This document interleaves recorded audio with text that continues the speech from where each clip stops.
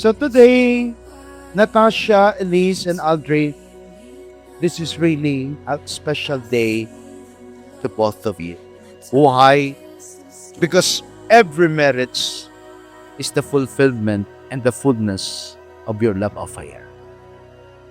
Dear Natasha Elise, bago ako mag-umpisa, unang-una gusto kong pasalamatan ang pamilya mo at ang mga taong nakapaligid sa iyo dahil tinanggap nila ako bilang parte ng buhay mo.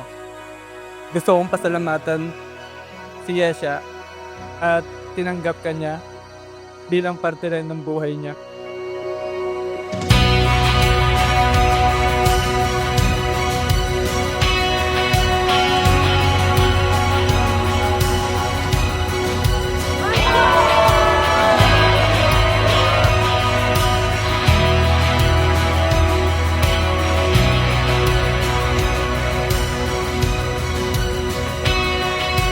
From the very beginning, you've understood me in a way no one else has. You've shown up for me, believed in me, and loved me at both my lowest and my high. Thank you for loving me so gently, so patiently, and so completely.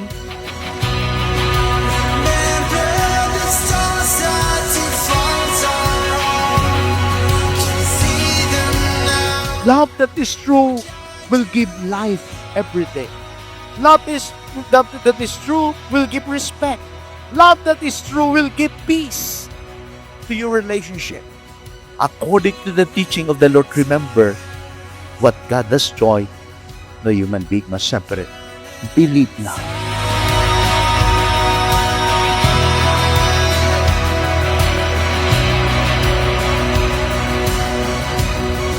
Matutuwa siya. Lagi kasi nasabi yun kay Aldrin eh. Ayoko lang na umiyak, pero mas maganda sana kung andito siya. Kaya nga, balak sana namin after wedding, pumunta ng Sri Lanka para at least ma-visit yung ni Papa.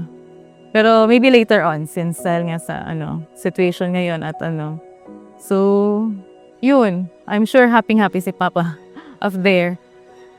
And he's with us today, I'm sure then.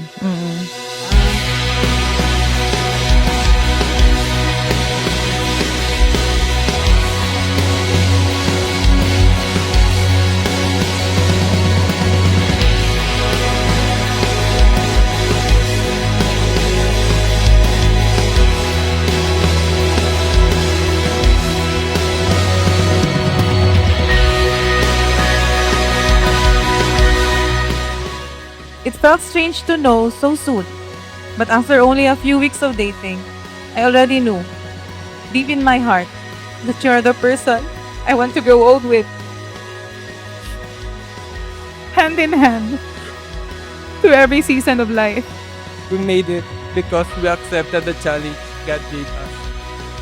To stay loyal, to stay faithful, at piliin ang isa't isa araw-araw habang papasok tayo sa buhay mag-asawa. Sino bang mag-aakala na dahil sa isang swipe right sa Viber Dating, makikilala ko ang right person para sa akin?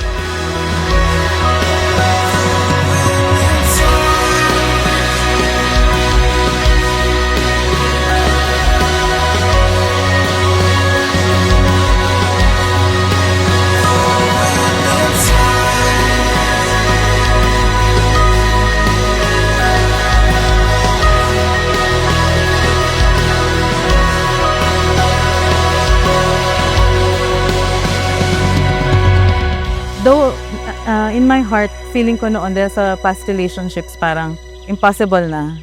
Pero siguro may parang lang din talaga, may hope lang din somehow na mahi-hear or mag-grant ni Lord yung prayer ko. And thankfully, like this time, tama na yung naging decision. Pero Natasha, ikakasal ka na kay Aldrin. Sigurado ka na ba talaga? Kinakabahan, sir. First time, sir. Nakakatakot kapag second time. Ng hangin, naririnig ko ang pag-ibig. Standing here today with all the people we love around us, my heart feels so full. I still can't believe that I get to marry you, my answered prayer, my one true love. Sir, baka mapaurong ako sa kasal ah. At dahan-dahan tayong lilipad. Dinidream ko lang siya pero hindi ko in-expect na, alam mo yun, mangyayari. And yun, God sent talaga siya. Parang, it's a blessing na I've been praying for. And I'm so happy na ito, it's finally happening. Yun na siguro yung perfect timing. Kaya inano yata na yung mama niya na ano, bakit lang mabilis?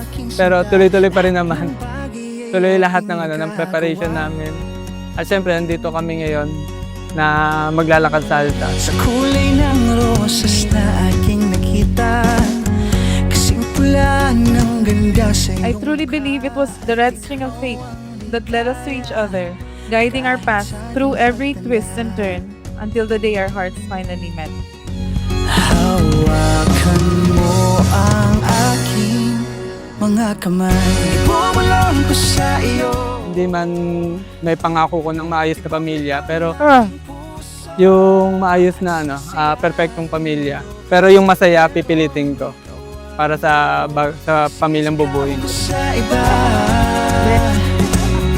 ang aking nadarama para sa'yo aking sinta. Lahat ng bagay ay ginagawa. Today, I become your wife, and I couldn't be more grateful. I love you more than words can fully explain, and I will keep loving you for the rest of my life. Pipilitin ko ang mga susunod mong luha ay maging luha ng saya. Ako ang magiging #1 fan mo. Palagi ako nandito para i-celebrate ang mga panalo mo. At palagi rin akong nandito para samahan ka sa mga laban na pakiramdam mo ay hindi mo kayang ipanalo. You are my safe place, my best friend, and the greatest blessing God has given me.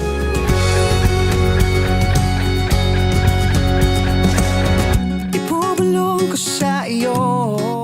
Daddy, we're here. Ewan ko lang kung ano masasabi niya. Bait kasi yun eh. Kaya bawal lang siya ng bawal. Saka kahit ano para kay Natasha. Oo, yun. Ang aking nadarama para sa'yo aking sinta. Lahat ng bagay ay ating magagawa. Sa mundong nakakapagod, ako ang magiging pahinga mo. Sa mundong puno ng ingay, ako ang magiging tahanan. Our story has been a beautiful reflection of God's goodness and faithfulness, and I am so excited for what is yet to come. Forever yours, Natasha Elise.